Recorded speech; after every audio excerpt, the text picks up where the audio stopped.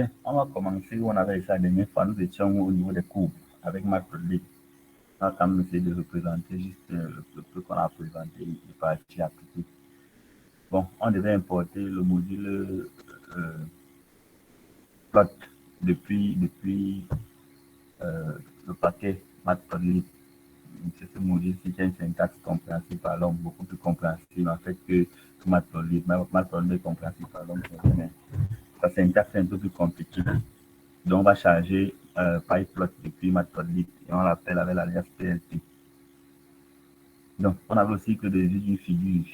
Donc, on chargeait la figure, on définissait la taille de la figure. Et à l'intérieur de la figure, on pouvait tracer euh, plusieurs, plusieurs images, plusieurs graphes, histogrammes et autres. Donc, si je veux utiliser plot, par exemple, j'utilise souvent les variables x et les variables y. Je peux passer en paramètre l'attribut label pour donner le nom de la courbe et nommer les axes label plt.xlabel pour donner l'axe des x, l'axe des y. Le titre également avec plt title, on met le titre de la figure. On peut aussi charger la légende, appliquer une légende à l'image pour que l'image puisse être compréhensible. Alors, ici, la méthode show également. Mon show, j'avais dit la dernière fois, c'est pour ceux qui utilisent les éditeurs tels que PyCharm, par exemple, PyCharm ou bien Spider. Par défaut, pour que l'image s'affiche, le graphe s'affiche, il faut qu'on ait un PLT show à la fin du code. Et on peut aussi éventuellement, si satisfait, sauvegarder l'image avec PLT save. Bon, les types de graphes, on a plusieurs types de graphes, on ne va pas les présenter ici, on va passer à la pratique pour essayer de présenter le peu qu'on pourra. Bon, on a les scripts, on a les histogrammes 2D, les 3D et autres. Donc, nous allons passer à la pratique. Bon, vous avez une interface.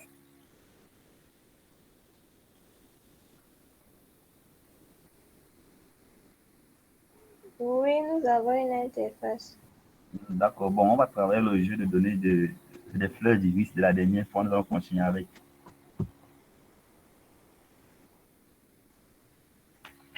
Donc, on va devoir l'importer. Donc, on importe d'abord les bibliothèques nécessaires. On importe Matplotlib et on charge PyPlot. On peut l'appeler comme on veut, mais généralement, on l'appelle PLT, l'alias. C'est pour ne plus dire chaque fois Matplotlib.pyplot, on l'appelle directement PLT. Donc, c'est ce nom qu'on va utiliser dans le code. C'est pour pareil avec Panda, pareil avec NumPy. Donc, on charge le jeu de données avec read.csv, on voit l'entête. J'ai également modifié les colonnes. J'ai mis les colonnes en français pour que ça puisse être utilisé facilement. Bon, en fait, pour qu'on puisse se retrouver facilement lorsqu'on va vouloir chercher et naviguer à l'intérieur. Donc, c'est avec l'entrée car ceci. Je définis, je sélectionne les colonnes et j'attribue les nouvelles variables. Également, on a créé une nouvelle colonne catégorie où j'ai changé les catégories espèces par des valeurs numériques. C'est tous à 1, Virginie et autres. Donc de 0, 1, 2, on avait 3 catégories. Bon, je l'ai fait pour pouvoir mieux visualiser certains paramètres, hein, notamment les espèces en fonction des longueurs récipales, largeur récipale et autres. Bon, on va commencer avec les plots simples, qui sont les courbes simples. Donc, pour créer une courbe d'abord, on va charger d'abord l'image, la figure. Créer la figure, c'est-à-dire créer l'espace.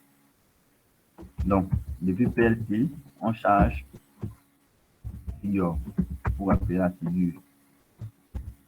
À l'intérieur, on peut directement définir l'attribut, notamment la taille de la figure, avec l'option Fill Size.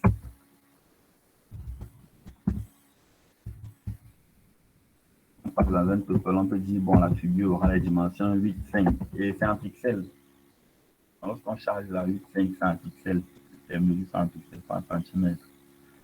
Bon, on peut décider d'afficher une première figure, donc PLT. On peut décider d'afficher quoi? On peut décider d'afficher l'évolution des longueurs en fonction des largeurs, évidemment, ça n'a pas de sens. Hein. C'est juste pour entrer en matière et voir ce qui se passe.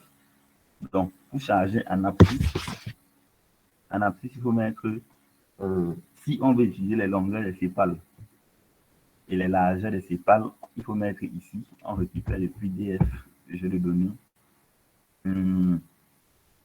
avec la méthode orientée objet. Longueur,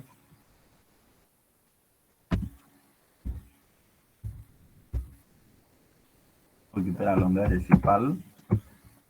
Et en Y, on récupère la largeur des sépales. On veut juste voir, hein, c'est pour voir ce que ça donne, pour qu'on comprenne mieux.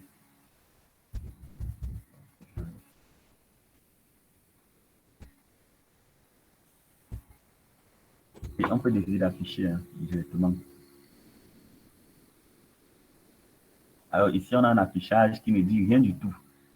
Pourquoi? Parce qu'on tourne en rond, on n'a pas de relation entre la longueur des sépales et la largeur des sépales, donc on tourne en rond.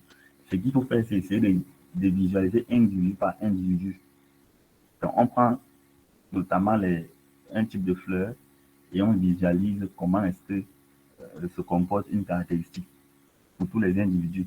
Donc on revient ici, on décide de charger en X. On va prendre des valeurs simples. Alors on ne prend pas des valeurs simples au hasard, il faut que la taille de ces éléments en X soit égale à la taille des éléments en Y, vu que c'est une correspondance Y. Donc pour ça, nous avons utilisé le jeu de données, on s'est rendu compte que tous ces éléments et caractéristiques des trois espèces étaient représentés à 50 entités. On avait 50 entités pour chaque type. Donc, on peut définir ici 50 individus depuis NumPy. Donc, on prend une règle qu'on gradue avec. Donc, depuis NumPy, je pense que vous avez vu la fonction linspace quand bien dans la première séance. Je vais définir un intervalle, un vecteur. Bon, avec Python, on veut définir une liste de 50 individus. Donc, on prend 50 individus par hasard. Ça doit correspondre au nombre d'individus, je vais donner. Donc, on va prendre de 1, on se limite à 50, et on veut 50 individus dans l'intervalle 1 à 50. Donc, depuis NumPy, j'arrive à charger NumPy. Hein. Donc, depuis NumPy, on utilise linspace pour définir par défaut un vecteur comme ceci pour charger de 1 à 50. Et on prend 50 individus parce qu'on sait qu'on a 50 sépales différentes. Alors, lorsqu'on teste là, bon, il y a erreur. Ah.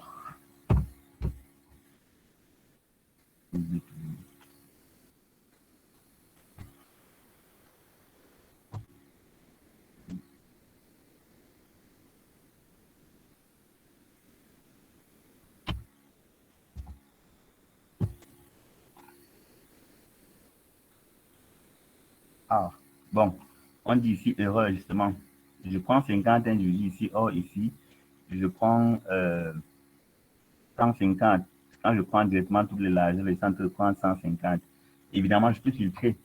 On peut décider de filtrer suivant une certaine catégorie. Donc, ce qu'il faut faire ici, c'est de créer d'abord une catégorie qui réunit seulement les sépales. Donc, on peut réunir seulement les sépales et voir comment ça se comporte. Donc, on peut créer ici. Je veux depuis DF, je prends la catégorie espèces. Je veux les espèces dont la valeur vaut et tout ça. Ou 0 directement si je prends catégorie. On va travailler avec catégorie ou espèce, ça ne change rien. C'est la même chose, c'est juste une.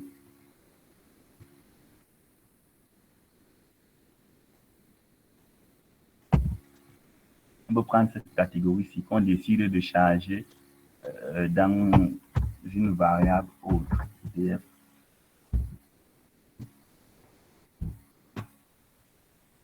On peut charger dans c'est tout là. Bon, c'est tout là. On peut aussi mettre là un.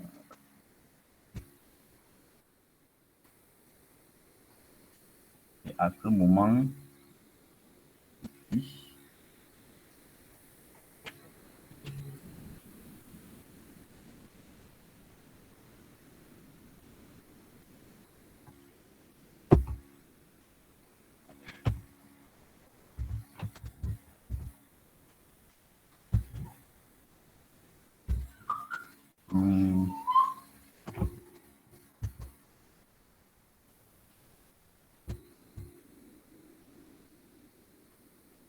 Et voici ce qu'on obtient. En fait, il fallait d'abord charger, sélectionner seulement les cétoses à pas et récupérer leur longueur de sépales. C'est ce que je fais ici. Si on vérifie bien le type de cétose, on a bien un data frame. Et depuis le data frame, on sélectionne seulement les longueurs de sépales. Les cétoses sont au nombre de 50.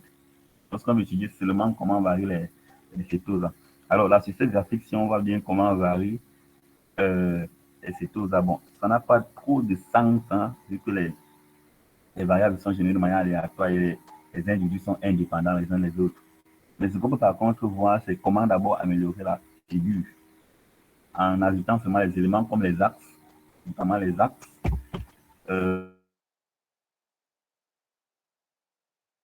X-label. On nomme l'axe, on peut dire, on a un individu simplement.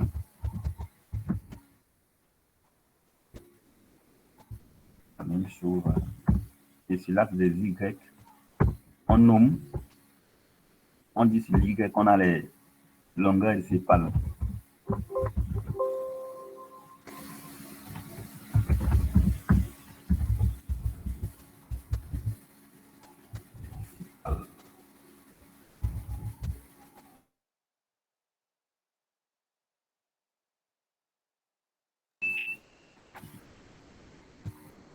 Okay, on voit bien que les noms apparaissent. Les noms apparaissent au bord là. On peut également décider de changer l'affichage, l'affichage de la courbe, la couleur de la courbe avec l'attribut color, de changer le style d'affichage, mais là c'est dans le plot. Avec l'attribut ls, on dit que bon, on ne veut pas, on veut les tirets. On renseigne les tirets pour l'affichage. Pour color. Je pense aussi color. C'est mettre en jaune, je pense un Y par défaut sur le jaune en yellow. D'accord, changer comme ceci. Bien là, ça nous sert trop à rien vu qu'on étudie, on veut comprendre comment caractériser chaque type de fleur. Donc, étudier une variable comme ça ne nous permet pas de le comprendre. Pourtant, on peut, par exemple, prendre un autre individu, notamment les Virginica, par exemple les verticoles aussi, et essayer d'étudier le comportement. Donc, récupérer ici, créer un nouveau jeu de données. Le malin, on va essayer de tricher.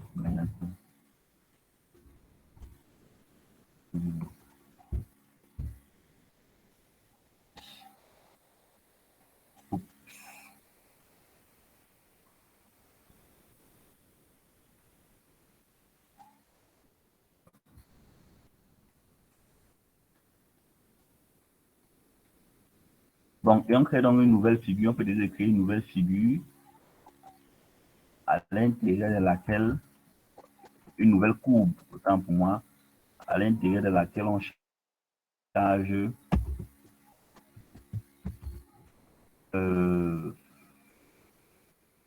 la longueur des sépales aussi, mais autour aussi pour les versicoles, pas les cétoses.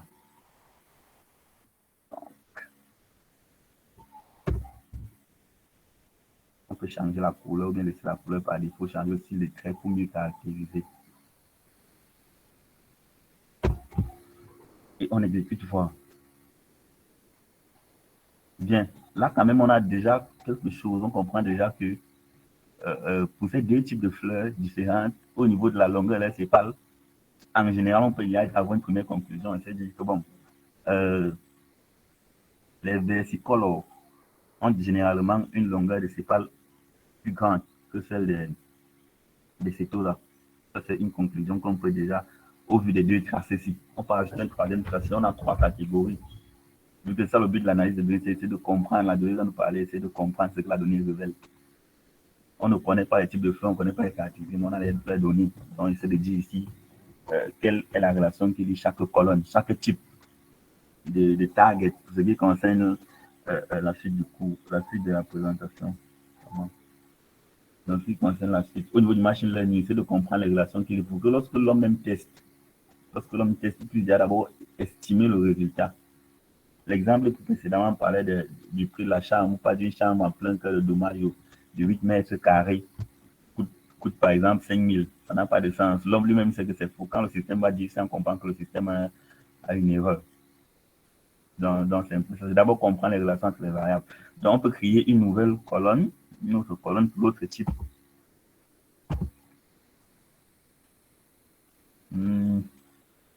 Virginie, notamment.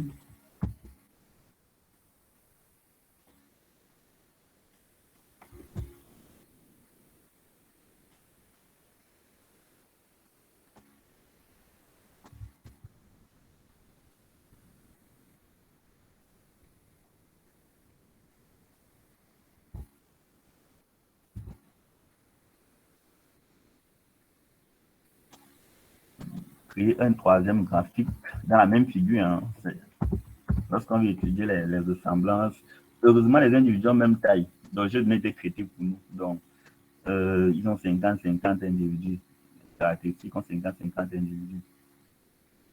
Donc, on se plaint un peu à vouloir tout couper le jeu de données pour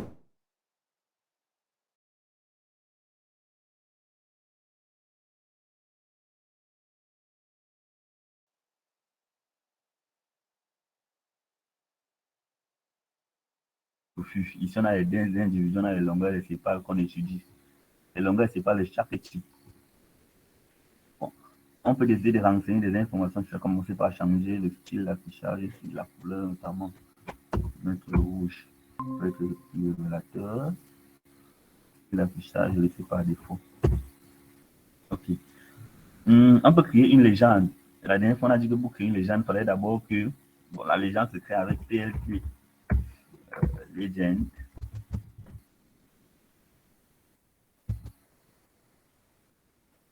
Simplement, mais pour que ça fonctionne, il fallait qu'à l'intérieur de chaque courbe, on renseigne au moins le label de la courbe.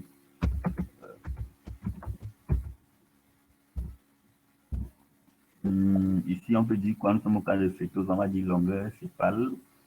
Bon, disons cétose à tout simple.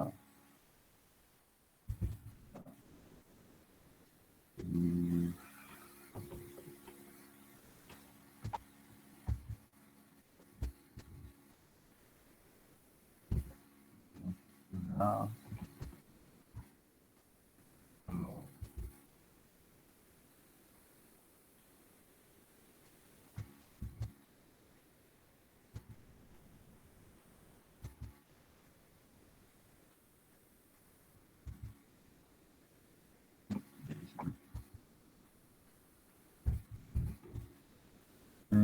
Essayons de compiler, voir. Ok, on a là une légende qui s'affiche. Bon, on a carrément les premières conclusions qui peuvent. On a carrément les premières conclusions. On peut se dire, bon, en ce qui concerne la longueur des sépales, les virginiques ont généralement des tailles beaucoup plus élevées que celles des trois autres catégories.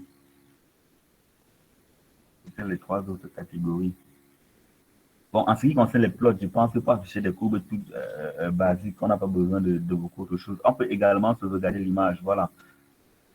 Et pour ceux qui n'ont pas d'affichage, vérifiez bien si vous êtes si vous n'êtes pas sur Jupyter Notebook ou bien sur Google Colab, peut-être sur Kaggle. Mais je pense qu'ailleurs, il faut forcément mettre le PLT chaud de la fin. Chaud de la fin pour que l'image puisse s'afficher. Bon, on peut également sauvegarder l'image. On peut dire avec un PLT save. On donne le nom de l'image, on peut dire longueur sépale, ou bien quoi? Analyse longueur.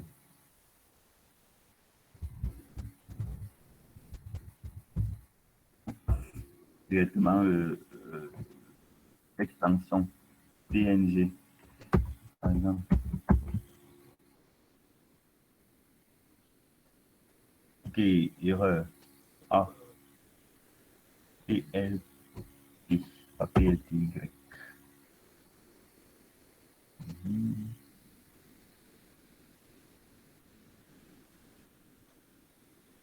not attributive.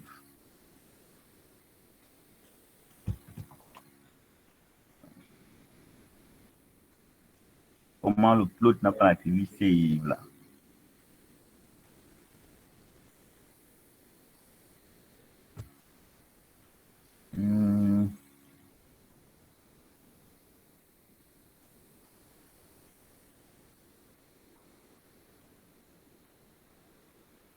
Bien save.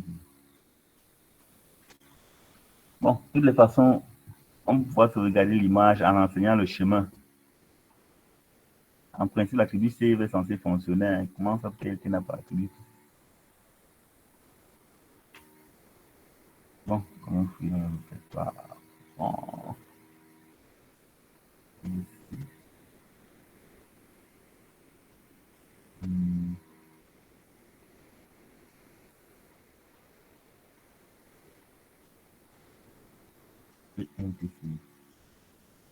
Bon, peut-être que la fonction a changé entre temps, mais en fait, ça permet de charger l'image, pas juste le nom entre parenthèses et c'est tout. Bon, on peut passer au scatter plot. Bon, qui permet de représenter deux types de variables quantitatives. Déjà, trouver la relation entre les différentes variables sur un individu particulier. Donc, ce qu'on appelle, comment dire, les points. On trace un ensemble de points sur le graphe. Et là aussi, c'est un peu comme plot. Derrière PLT, on appelle la méthode CI. On appelle la méthode scatter, simplement. Donc, PLT,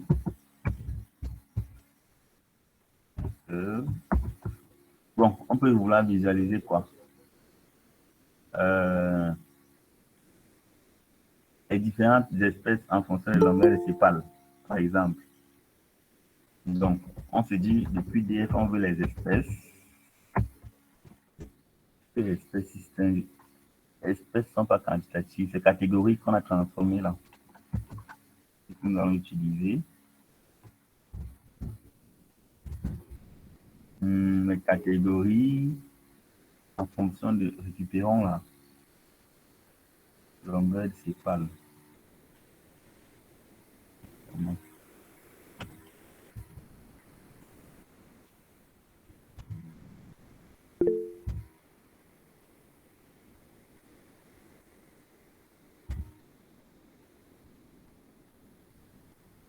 Avec un script, ceci est censé renvoyer.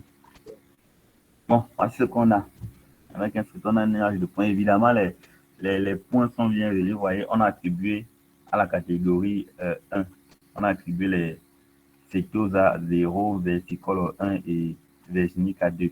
Raison pour laquelle nos individus sont alignés sur les lignes 0, 1 et 2.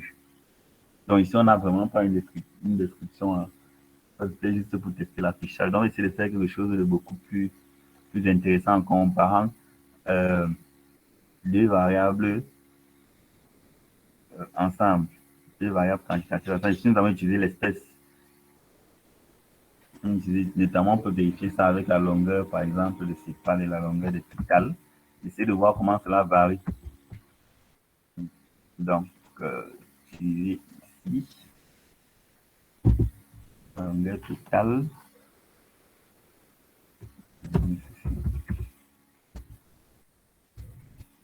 La longueur pétale ici.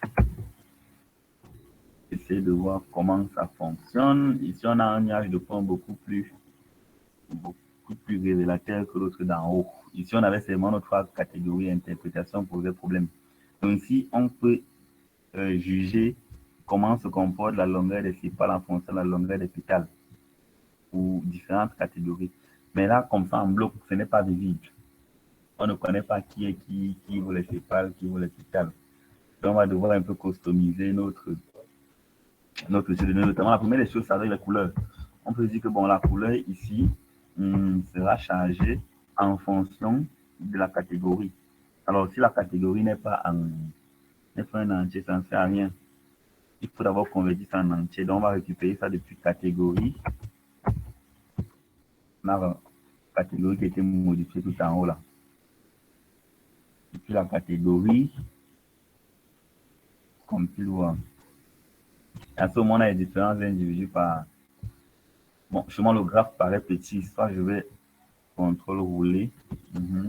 Soit ça veut l'attribut figure, simplement, on augmente la taille de la police.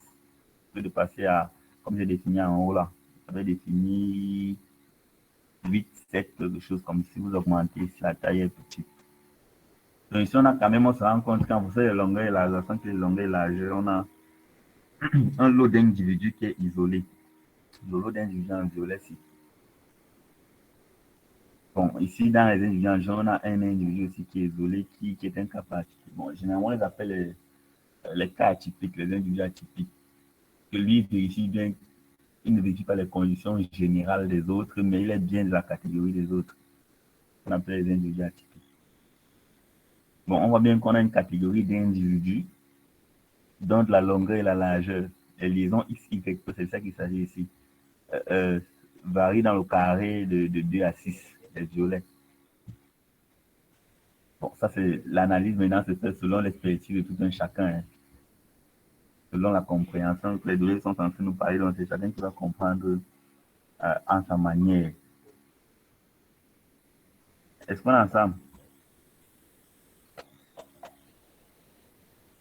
Oui, nous sommes ensemble. Ah, pardon, est-ce que je peux remontrer un peu la partie où tu as créé les catégories? C'est juste Ok. en haut. J'ai utilisé la fonction map dernièrement ici. Donc on définit un dictionnaire Ouais. avec des clés. Ah, ok. Après, je fais seulement un mapping.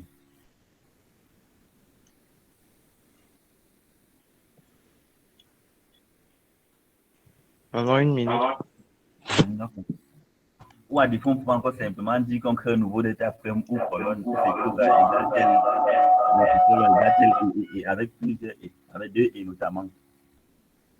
Donc, on peut dire df1 égale df de catégorie. Bon, ici, espèce, c'est tout ça égale 0 et, entre parenthèses encore, tel égale 1, tel égale 2. Ça marche aussi.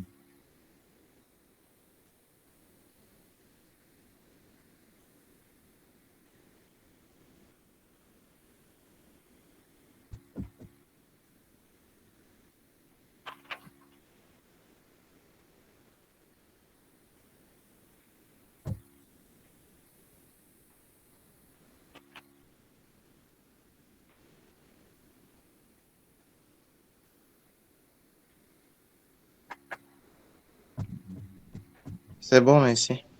D'accord. Bon, ici, on a une interprétation, hein, bon, selon la compréhension de tout un chacun, mais ce qui est une vérité. Et c'est la vérité là qu'on a cherché pour ne pas se leurrer dans le modèle de machine learning qu'on va vouloir développer.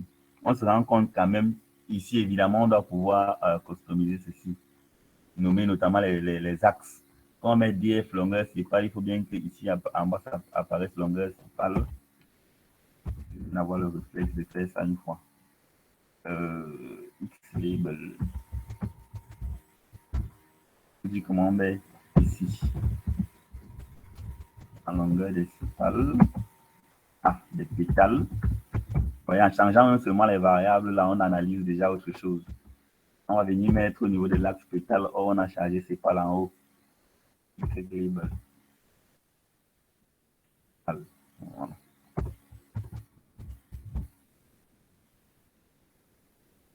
Et donc, on peut dire que bon, on a plusieurs individus dont la catégorie des sépales et des pétales se réunissent à part.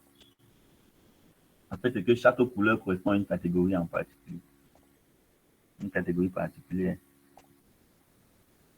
Bon, évidemment, le but ici n'est pas de faire la data science parce que dans la data science, il va falloir voir les ACP, AFP et autres, analyse en composantes principales et tout et tout et tout. Bon, ici, c'est juste pour pouvoir visualiser, de comprendre de manière aussi basique la répartition de nos données, la valeur de chaque variable parce il y aura dans la partie pre-processing ce qu'on va appeler la sélection de variables. Parce qu'il y a des variables que lorsqu'on enlève du jeu de données, est-ce que on peut toujours entraîner avec efficacité le modèle de machine learning. Donc, c'est ici il faut comprendre ça. Bon, est-ce que si on retire telle catégorie de variables, ça a quelle influence dans dans le résultat de l'analyse ou du modèle déployé. C'est un peu ça.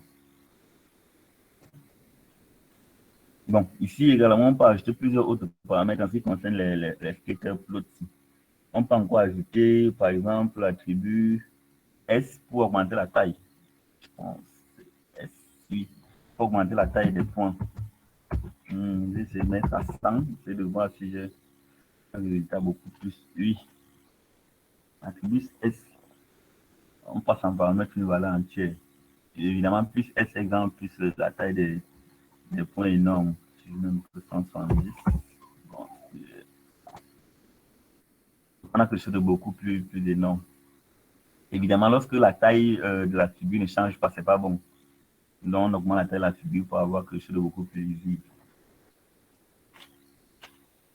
Bon, on peut également avoir les histogrammes qui permettent de tracer la distribution des variables. La distribution de sur les différentes variables. C'est vrai que cela se fait de manière basique hein, sur Excel.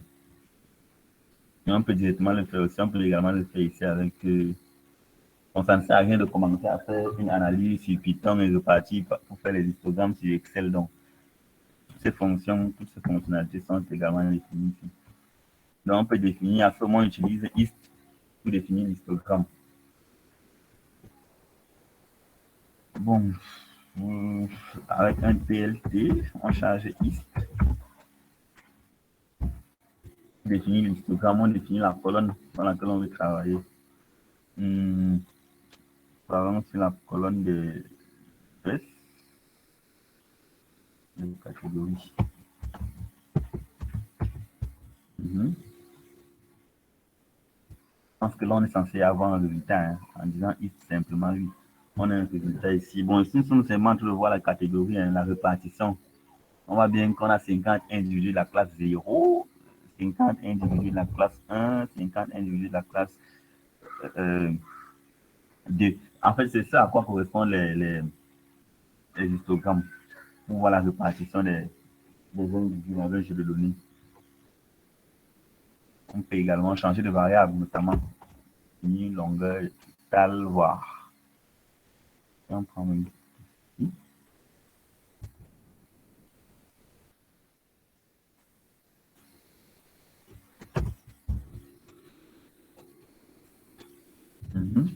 On a, par défaut, je pense, 10 éléments, 10 intervalles. Donc, réunir ces longueurs de sépales sur 10 intervalles. Des individus qui ont des longueurs de sépales entre 1 et 5, notamment, un certain nombre de 35 à 40, quelque chose comme ça. Les individus qui ont une longueur de sépales de 1,5 à 2 sont moins de 15, ainsi de suite. C'est juste pour essayer de voir la répartition. Alors, en quoi c'est important? Par exemple, on veut développer un modèle de machine learning qui veut classifier deux objets dans deux catégories, A et B. Si déjà dans le jeu de données, on a 100 individus, or dans les 100 individus, on n'a que 10 individus de la catégorie A et 90 individus de la catégorie B, c'est pas équilibré, c'est pas bon. Le modèle va apprendre, mais il faut se tromper à tout moment en pensant que c'est la catégorie B. La catégorie B est dominante dans le jeu de données. Donc, c'est vraiment important et de voir si à ce moment il est nécessaire de retirer pour pouvoir équilibrer le jeu de données. Bon, ici, ce n'est pas de ça que la question ici, c'est juste l'utilisation de ist pour essayer de voir quelle variable peut poser problème. Bon, il est toujours mieux que les variables soient équilibrées. Donc, d'où l'utilité d'étudier la distribution, la répartition de chaque variable dans le jeu de données. Bon, on a aussi les histogrammes 2D. Parce qu'ici, c'est un histogramme 1 dans un histogramme 2D. C'est toujours plot PLT ist. Mais à ce moment, on a un ist 2D qu'on ajoute derrière. Bien minuscule. À ce moment, on passe simplement les colonnes que l'on veut étudier. Ici, j'ai pris la longueur de sépales. Également, prendre la longueur des pétales. Alors, ici, on posant de manière rapide, mais à chaque fois, il faudra toujours vérifier si l'on a les colonnes bien nommées pour ne pas avoir une interprétation biaisée. Donc, est-ce que la colonne, l'estimation qu'on se dit, est-ce que nous sommes bien sur la bonne colonne? Lorsque je mets DF longueur pétale, ça veut dire que sur l'axe des X, ça veut dire que ce sont les pétales. Les longueurs, je mets en X. Et les longueurs des sépales, c'est en Y. On peut exécuter, voir ce que ça donne. On voit ce qu'on obtient. Et là encore, une fois de plus, par défaut, on ne peut pas vraiment comprendre de quoi il s'agit tant qu'on n'a pas mis certains paramètres. Notamment, je pense, color bar. Si on a vu la color bar pour pouvoir voir comment sont répartis les individus sur cette colonne. Ce sont des histogrammes, mais en 2D.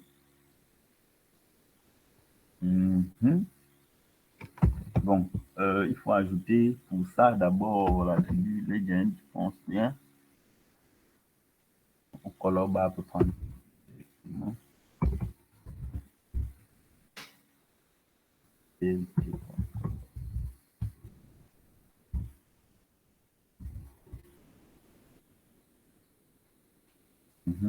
Donc, on a la color bar qui s'affiche là. Il va falloir quand même charger, avoir le réflexe de toujours charger les X et les Y pour ne pas revenir ici à chaque instant.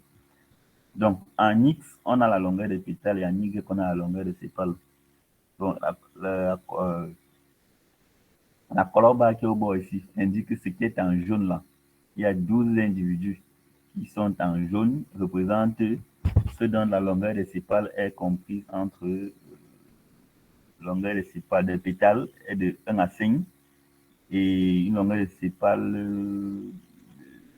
4,8 à 5, disons-le comme ceci. Bon, plus on est jaune, plus, on a 0 individu en violet. Dans cette zone-ci, en violet là, on n'a aucun individu qui est reparti sur cette zone-là. Donc, c'est moyen de visualiser la donnée et de mieux comprendre. Bon, encore ici c'est approximatif, vu que les couleurs ne sont pas clairement délimitées. Il y a quand même des zones de flou. Mais pour les individus importants, comme les 12 ici, on a bien du jaune. Donc, plus les individus se font rares, et plus sa couleur est... On peut définir aussi une autre couleur. Je pense que l'attribut CMAP. CMAP. Pour définir notre couleur, je pense bleu. Erreur. Je savais. Ok, on change quand même la couleur de l'affichage. Donc, on a tout ce qui est bleu, vraiment, on a ceci. Bleu foncé, on a 12 éléments. Dans 12 éléments, qu'une longueur de sépare entre tel et tel. Évidemment, il faut faire attention et avoir les bonnes interprétations. Il faut connaître à quoi signifie. À quoi signifie cette variable.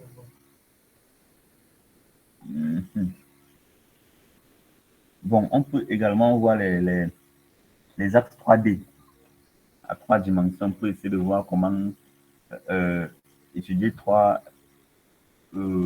travailler sur 3 dimensions, X, Y, Z. Bon, pour ça, il faut d'abord créer un autre axe. Ce qu'on n'a pas dit de part, c'est que MATPLOTLIB s'étudie de deux manières. Il y a une approche Python simple, on appelle une approche orientée objet, dont on définit et puis on applique les méthodes. Mais lorsqu'on veut travailler en 3D, on est obligé d'utiliser l'approche orientée objet qui n'avait pas présenté malheureusement. C'est la méthode classique.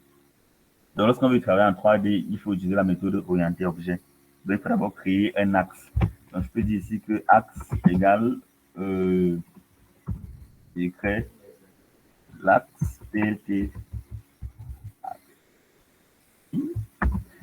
On donne la projection.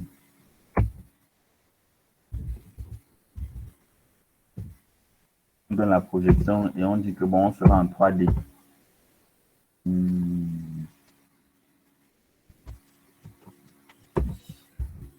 On sera en 3D. En fait, on a créé l'autre axe. On a créé un axe. Nous ne sommes plus dans l'approche précédente là. Et dis donc que bon, ici, on va créer. En ce moment, on peut même créer des courbes. On peut créer une distribution de points, mais sauf que c'est en 3D. On va créer ici un sticker. Pour essayer de voir. Bon, sur cet axe, on applique directement. Ok, on a à l'intérieur de laquelle on veut visualiser, disons, nos 3 variables. On peut dire longueur sépale, longueur pétale, quoi d'autre?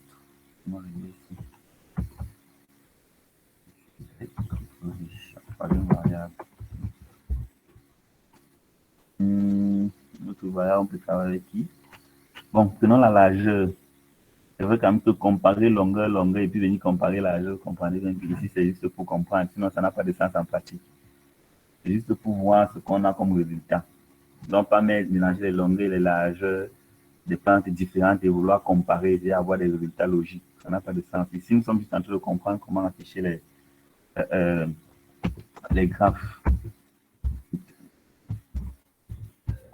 comme ceci. Si on applique là, on a cet affichage ici. Nous sommes en 3D.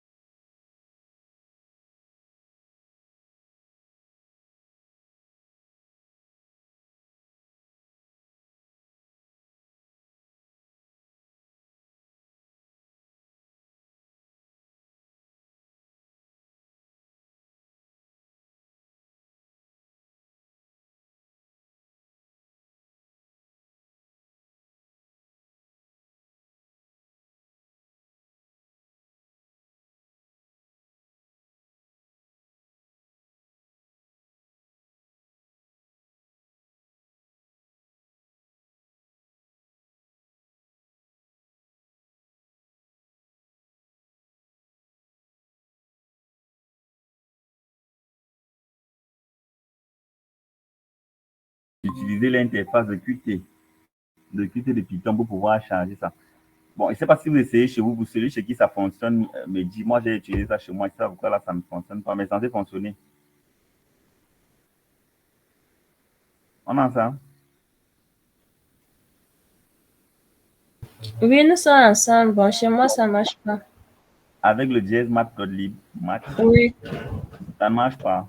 ça marche pas. Donc, il faut cliquer dans l'image, c'est censé pouvoir roter.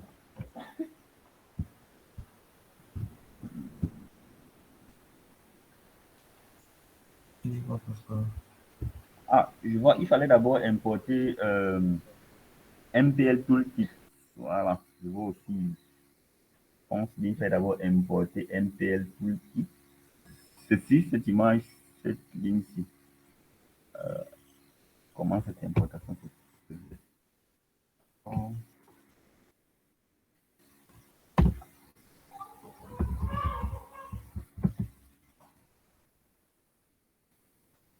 import MPL.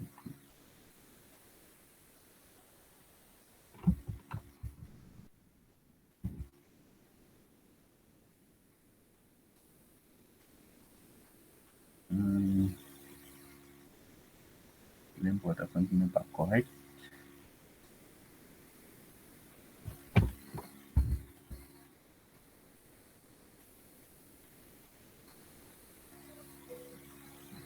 On ne peut pas passer à côté de ça. On doit pouvoir voir ça. Parce que vraiment, c'est utile. Ça permet de naviguer dans les variables.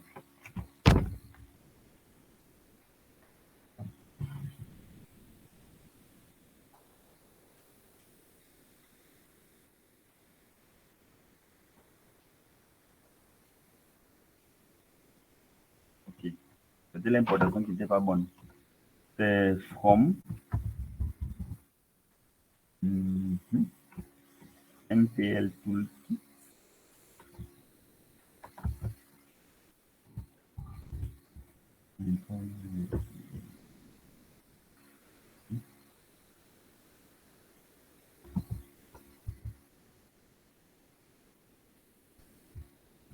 Depuis MPL Toolkit, on doit importer Les axes 3D. Ok, ok. Donc, on a fait l'affichage, mais on ne navigue pas à l'intérieur.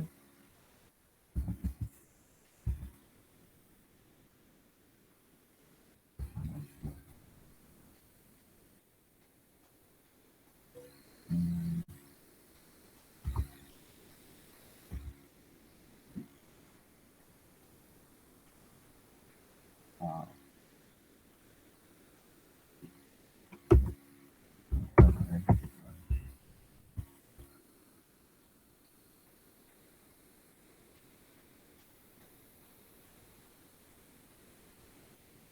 ah, on n'a toujours pas ce déplacement.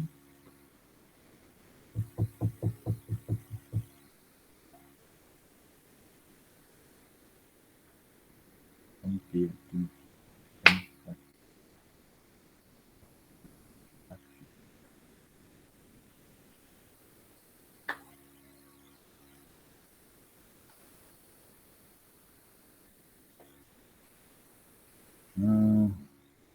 on ne doit pas passer à côté de ça, au moins ça. On va voir l'importation.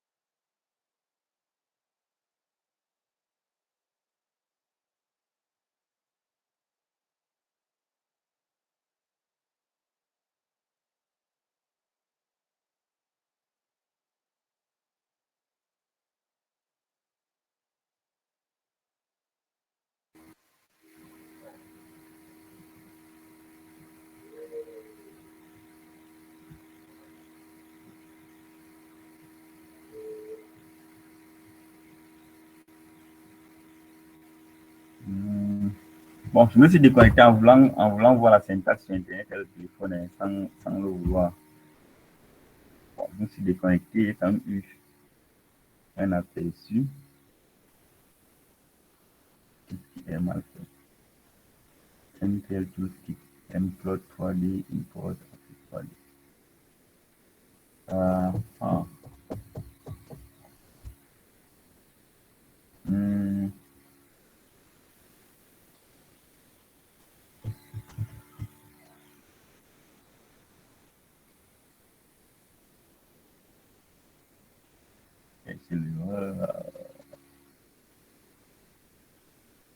En fait, on est censé visualiser en cliquant dans l'image et on est censé entrer dans l'image et tourner en 3 dimensions.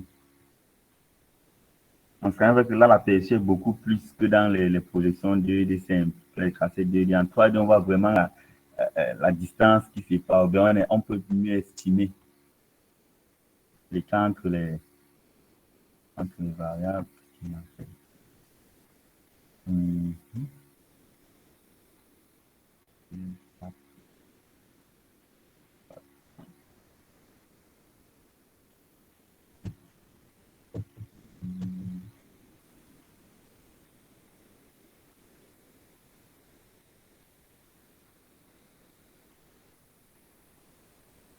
Il y a quelqu'un qui travaille sur un environnement autre que Jupiter ou bien Kaggle.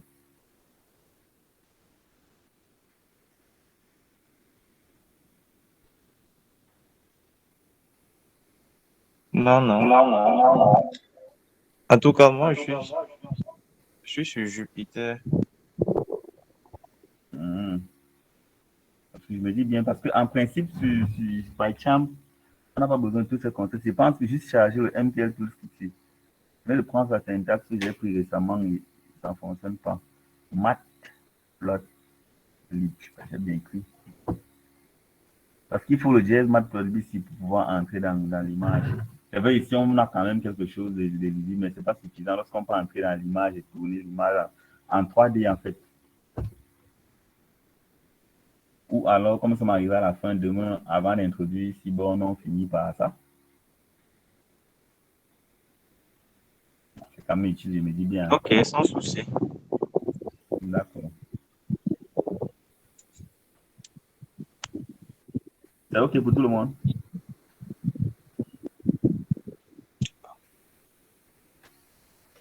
Oui, C'est OK pour moi.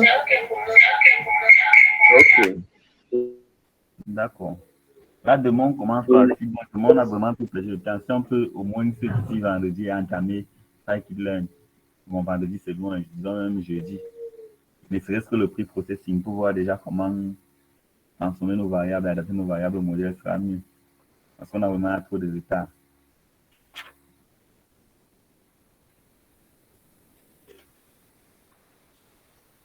Bon, finalement, c'est confirmé, c'est 20 heures d'habitude, non? Oui, c'est confirmé, c'est 20 heures.